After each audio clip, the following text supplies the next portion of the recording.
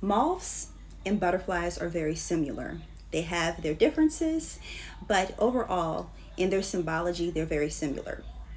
Butterflies and moths have 4 stages of life. The first one is the egg, so both represent the impetus of life.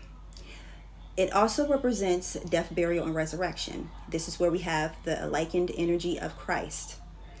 This is when you see a butterfly, and or if you see, especially if you see a moth, it represents a transformation in your life, and it can come through the avenue of something that may be mysterious, something that may be hidden that you cannot see with your eyes, but you can feel in your spirit, like some type of change that is coming. And you may not be able to necessarily put your finger on it until after it happens. That's the difference between with the butterfly and the moth. So the moth represents anything that is hidden in the subconscious, anything that you do not see and you cannot necessarily put your finger on. Like you can't necessarily point to, oh, it's that. Or I can name that this is the reason why something is happening, or that I'm about to head into this season of my life. It is something that you have to feel with the spiritual eye.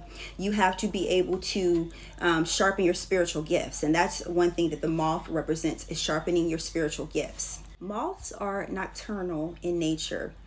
They come out at night to either eat or to fly around to socialize. So this could be a prompt for you to do some type of spiritual work at nighttime. Whether you are a practitioner or you just want to pray or you just want to meditate, taking on a practice during the nighttime, regardless of how long it is, will be very beneficial for you when you see moths on a nightly basis or when you may see them even hanging from a tree. Moths enjoy very harsh conditions, such as deserts or really warm places. Some things that may be not considered very comfortable for most insects or animals, moths prefer that. That speaks to their different nature, and this could also be a cause for you to try something that is out of your comfort zone.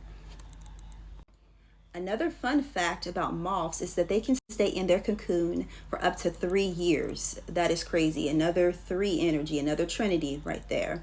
Death, burial, resurrection, rebirth, transformation. All of these are indicative of the moth energy. Something else that comes to mind is the spiritual weirdo. Like if you've ever been called a weirdo, or if you may be going through a weird phase in your life, the moth energy could be something that is very beneficial. One thing that it also reminds me of is like a vampire or bat energy, not because of them sucking bodily fluids or anything like that, but more so because of the nocturnal nature of these creatures and how that can tap into the subconscious mind. It also represents not being able to fully speak. Actually, I'm going to mention this. It was this movie I watched. I will have it listed on the screen. And the main spirit animal was the moth. And the nature of the moth, it represented life, death, and reincarnation. And it's a very interesting movie. You can go check that movie out. Maybe I would do a breakdown on it. But the main spirit animal, like I said before, was the moth.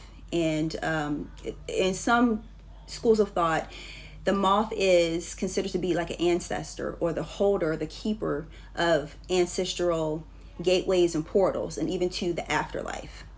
So this could be also an ancestor coming through to speak to you. So I hope that this helped.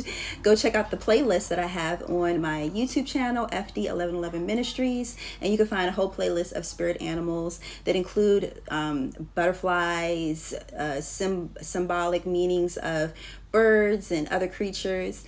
And I will talk to you guys on the next one. Don't forget my latest book. All right, peace.